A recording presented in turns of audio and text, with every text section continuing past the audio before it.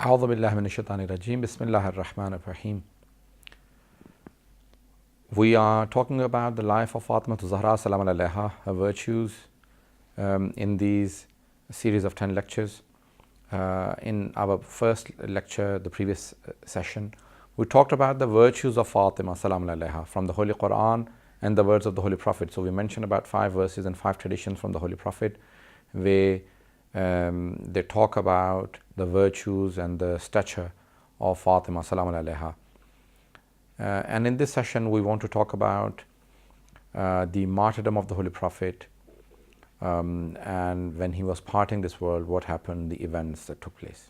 And the Holy Prophet went for the Hajj in 10th Hijrah, and during that time when he was in Mecca, it was one of the greatest victories for him, which is known to be the victory of Mecca, Fatih Mecca.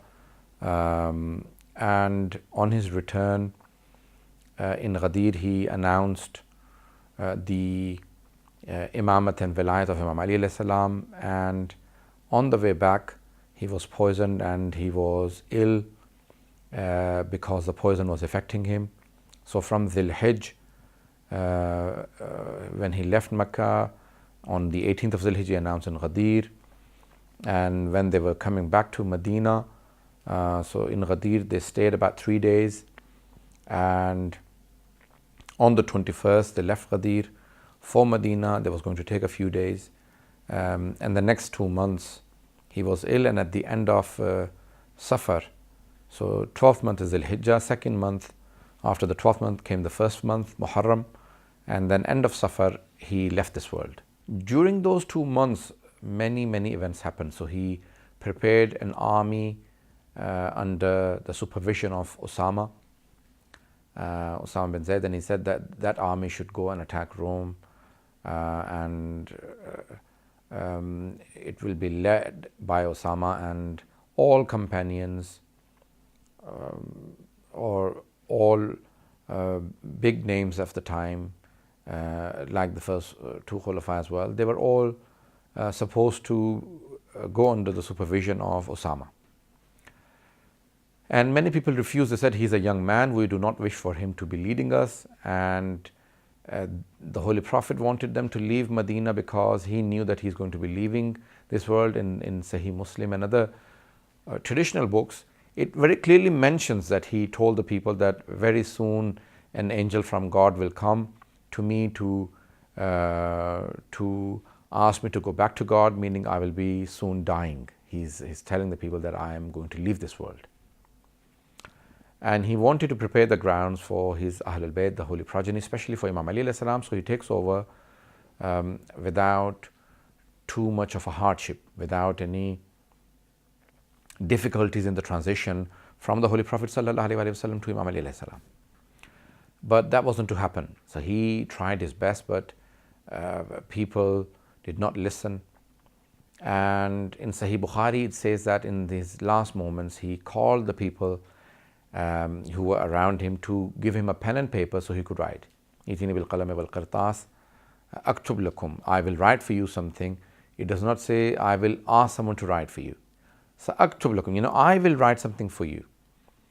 That will not allow you to be misguided. You will not be misguided after me if you allow me to write something for you. So they all come together and they want to write a will, but some people make a noise and they start making a fuss, and they make an issue out of it that no, Hasbuna Kitabullah, the book of Allah is sufficient for us. We do not wish for you to write anything for us. And they started quarreling in his presence, and he disliked it, and he said, Qumu anni, please everyone get up and leave. He made them all leave, and he remained very upset, and he was crying, and he said everyone should leave except for 2 people. And the 2 people he allowed to remain back were Ali ibn Abi Talib alayhi salam and Abdullah ibn Abbas radiyallahu anhu, his cousins, 2 cousins. He had many uncles, and one of them is Abu Talib, his son Ali, and his other uncle Abbas, his son Abdullah. He said only these 2 people remain behind and everyone else should leave. When everyone left, the Holy Prophet re-emphasized to his progeny, to especially Imam Ali alayhi salam and then to Fatimah Zahra salam alayha, that have patience after me, and there will be many hardships and difficulties. People will, even Muslims will now give you hardships and will not allow you to execute my will, and they will not allow you to execute my rights and the things that I have taught you, and I want my brother Ali to, or he's also his son-in-law, his cousin, to take over. Nevertheless, the Ahlul Bayt alayhimus salam are around him, and in his last moments he makes certain wills and he says certain things to them. And there comes a moment where the time for Salat is coming, for namaz. He says, Ali, go and lead the prayers. And because he wasn't in a position to go and lead himself, he was so ill, so he kept fainting because of the illness and because of the poison that was affecting him. So he says to Imam Ali alayhi salam that go and lead the prayers.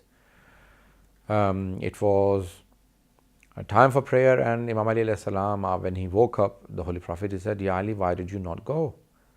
So Imam Ali alayhi salam said, one of your wives said to her father to go and lead the prayers. He said, well, I do not wish for this to happen in my lifetime. So he got up and he asked Imam Ali alayhi salam to help him, and Abdullah ibn Abbas to help him go to the mosque. Now this event has been mentioned in many books of the traditions, and also historians have mentioned it. I'm not going to go into the differences of opinion. I'm just going to give one straightforward point of view of the Ahlul Bayt alayhimus salam. And I'm mentioning it from the book of Syed Ali Milani, Ayatollah Syed Ali Milani, who has compiled it in his book in detail, mentioning all the differences, but I'm only going to be brief. So he says that the Holy Prophet got up, he placed his two hands, one hand on the shoulder of Imam Ali alayhi salam, the other hand on the shoulder of Abdullah ibn Abbas. He came to Masjid al-Nabi, his own masjid, his, the main mosque in Medina. Someone else had started leading the prayers, so he asked him to move out. And so the Holy Prophet went forward and he led the prayers. He led the prayers, and and he said, I do not wish for my brother's right to be taken off. So the Holy Prophet ﷺ led the prayers, and he pointed out to the people that it was the right of Ali ibn Abi Talib alayhi salam to lead the prayers. He came back, and in his last moments he is now left alone. Now people had started getting together. They started forming little groups to discuss what is going on, what will happen after the Holy Prophet, what should happen, who should take the government in their own hands. And so there was a whole debate amongst people, a whole discussion started off. While the people were in different groups, meanwhile the Holy Prophet left this world. According to the traditions of the Ahlul Bayt alayhimus salam, it was the 28th of Safar. Some have also said the 1st of Rabiul Awwal, some have said 12th of Rabiul Awwal, but nevertheless, within those 2 weeks, everyone mentions that the Holy Prophet left this world. When the Holy Prophet left this world, Imam Ali announced to the people that the Holy Prophet has now left the world, and people started crying. And one of the companions, the second caliph, got up and he said, anyone who worshipped the Holy Prophet, then their God is dead, and anyone who worships God, then God is alive, and we should not be weeping. And so he started making the people leave the house, and everyone left the house of the Holy Prophet. And Ansar, the people of Medina, got together in a place called Saqifah Bani Sa'ida, a place in Medina, still exists, it is known place, Saqifah Bani Sa'ida. So Bani Sa'ida's little garden, they all got together there, the plains there, and they started discussing that had it not been for us, the people of Medina, the Muslims in Mecca would have died and they had nothing left. It was for our sake that the Holy Prophet lived, and the people of Mecca, we give them refuge, and it is our right to rule after the Holy Prophet. He has established a state and we should take over the state. So they started discussing, and meanwhile Abu Ubaidah ibn Jarrah, he found out he was a migrant, muhajir from Mecca, He found out that there is a whole discussion going on in Medina, in Saqifa, and he went to the second caliph and informed him that there is something going on in Saqifa. He went to the first caliph. They all together, three of them, went to Saqifa, and they had a long discussion there, who's going to take over. Nevertheless, the whole debate started in Saqifa, and they remained there for a long time. Not just a few hours, but probably a few days. Every day they would get together and the whole debate will go on. And the last day, it was decided who will be the first Khalifa. And people paid allegiance to him. Some people refused, and people like Sa'd ibn Ubadah radiallahu anhu, and many others refused to pay allegiance to the first caliph. But the whole debate mounted out to be something that caused a huge rift and dispute amongst the Muslims in Medina. Meanwhile, the Holy Prophet had died, and Imam alayhi salam, he performed the rituals of the Holy Prophet. He gave the ghusl and kafan to the Holy Prophet sallallahu alaihi wasallam. He led the prayers, the janazah, and the Holy Prophet had made a will that I want to be buried in my own house, not in Jannatul Baqi, not in the cemetery outside in Medina, outside Medina, just outside Medina, but just to be buried in my own house. So Imam alayhi salam dug a grave for the Holy Prophet, and he buried him in his own house. So the people had left the Holy Prophet, and this was very disturbing for Fatimah to Zahra, because the people had left her, the Holy Prophet, and she was seeing all of those things happen. While the people had left the Ahlul Bayt alayhimus salam and the Holy Prophet, in his last moments, when he was leaving this world, Sheikh Abbas Qumi in his Baytul Ahzan has given some detail. There are many books that go into enormous depth of the events, because our time is not extended where we can just for hours discuss the events that took place. Very briefly, I would like to very quickly touch upon some of the things that unfolded during the last moments. The Holy Prophet, when he was leaving this world, his two grandsons, Hassan alayhi salam and Hussein alayhi salam, they both went to the Holy Prophet and they embraced him. They were on his chest. They were very small, they were little. One was about 8 and the other one was 7. Some say even younger. But nevertheless, they both went to him and he embraced them, and he was showing his passion and his affection for them. Fatimah Zahra comes and says to her two sons, "Oh my sons, please do not place yourselves on the chest of my father because he is unwell." And the Holy Prophet says, "Oh Fatimah, allow my two grandsons to embrace me, because when they touch my chest, I feel at ease." So the Holy Prophet was continuously fainting and getting up because of the poison that was affecting him. And suddenly he asks his daughter Fatimah Zahra, "Why do you keep going to the door?" She says, "Oh father, there is an Arab man who is at the door and he keeps knocking and asking for you. He says, I want to meet the Holy Prophet. I want to see the Rasulullah sallallahu alaihi wasallam." And the Holy Prophet had tears in his eyes and he said, "Fatima, do you know who he is?" She said, "No father, I did not look at the face. I know through the dress, and I don't look at the faces of men." So he said, "Fatima, this is Malakul Maut. He is the angel of death. He does not ask for permission from anyone. He is only asking for permission from you because this is your house. He is the angel of death. So he wants you to allow him to enter because this is the time of my death. I'm going to be leaving this world." She starts crying when he tells her that he is going to be very shortly, he's going to be dying. The wives of the Holy Prophet gathered, and one of the wives of the Prophet says that he called Fatima close to her and said something to her in her ear, and she started smiling. So the wives of the Prophet asked her, "What did he say that you were crying so much? Why did you start smiling?" She said, "Well, he said when he said that he's going to die very soon, that made me cry. But when he told me that I will be the first person from his family to join him, then I was happy that I'm not going to miss him so much, because I'll not be distant from him. I will not be apart from him for so long. I will be the first person to join him, and I want to be with him."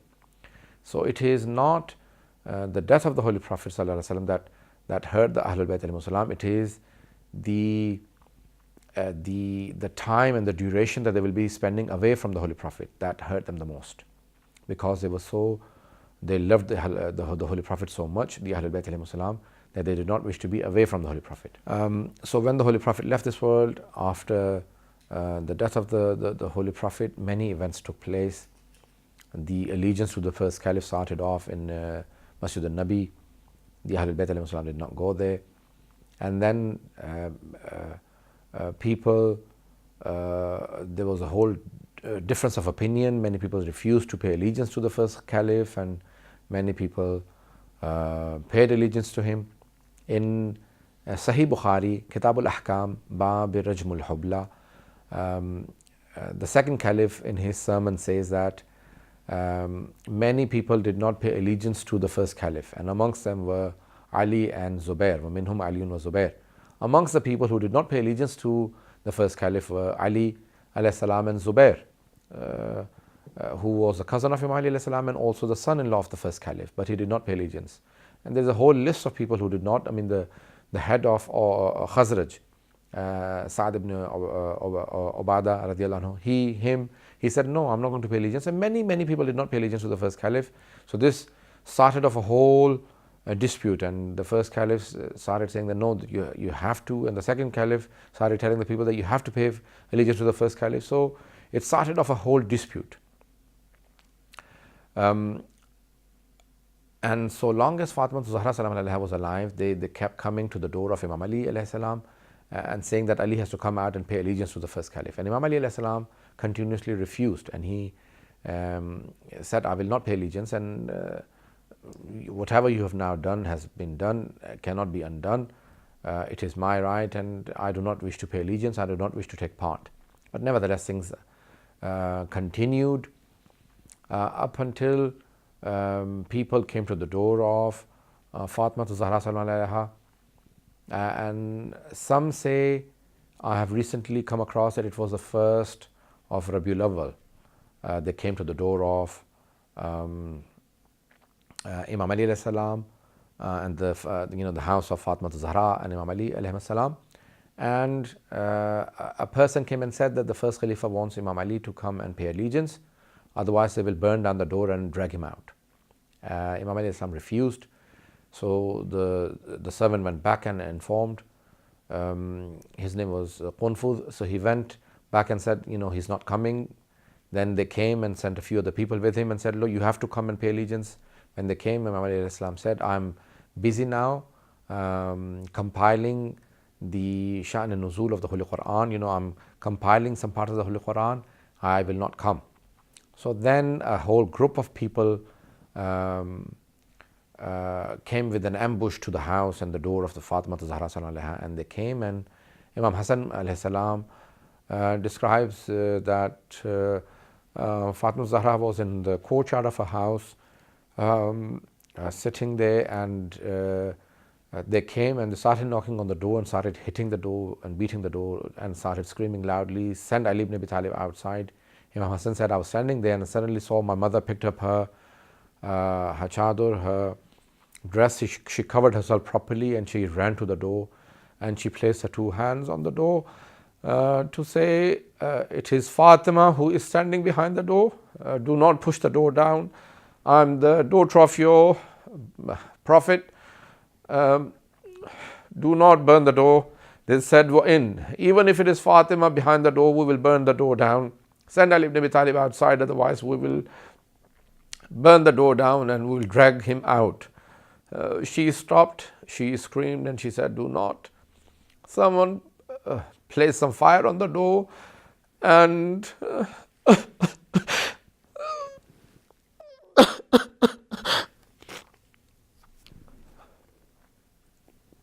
someone kicked the door, and while it was burning, it dropped on Fatima to Zahra, and she lost her child.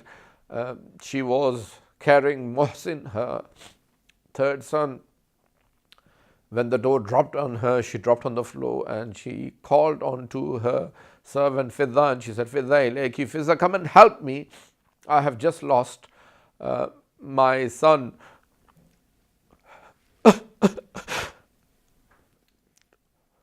while all of this was happening, Imam Ali Islam came running out, Allama Majlisi mentions, and he grabbed some of the people that were who had placed fire on the door. He threw them on the floor. He placed his foot on the chest of one of the people and said, I would have killed you right now had the Holy Prophet allowed me to fight after him. But the Holy Prophet asked me to have patience after him and not lift the sword and not fight as it will make the people leave Islam. I will not fight. And because they knew that he will not fight, they dragged him out of the house, and Fatimah Zahra at the time stopped them and said, I will not allow you to take my husband. And she held his abba with her hand. One of the people picked up his sword or a lash and he hit on her hand, and she let go of Imam Ali's abba, and they dragged him out. They took him to the mosque, and while they were still inside the mosque, they asked him to pay allegiance. He refused to pay allegiance, and the second caliph says that he did not pay allegiance. But some of the people say that someone pulled out his hand and he closed his fist, and the first caliph hit him on his hand and said, tell the people that he has paid allegiance, it's okay, you can go back. While they had taken him to Masjid, Fatimah Zahra got up and she said, I would like to go to the grave of my father. She gathered the women of Bani Hashim, her cousins, and she went to the grave of the Holy Prophet. And while Imam Ali is still in Masjid al-Nabi, he says to Salman al-Farisi, he says, Radiyallahu anhu, he says, oh Salman, go to the grave of the Holy Prophet and tell Fatimah not to pray against the people of Medina. Salman says, how do you know she's going to pray against the people of Medina? He said, I can see the walls of Masjid al-Nabi being raised. So Salman comes back and says, he takes permission, tells the women that, tell Fatimah I want to come inside and say something to her. He comes inside and says, oh Fatimah, your husband Ali says, please for my sake do not pray against the people of Medina. She had started talking to the Holy Prophet, said, oh Father, after you they took everything away from us. My two sons live like orphans after you. My husband has been dragged into the streets of Medina. I have lost my son Mohsin. We have now nothing.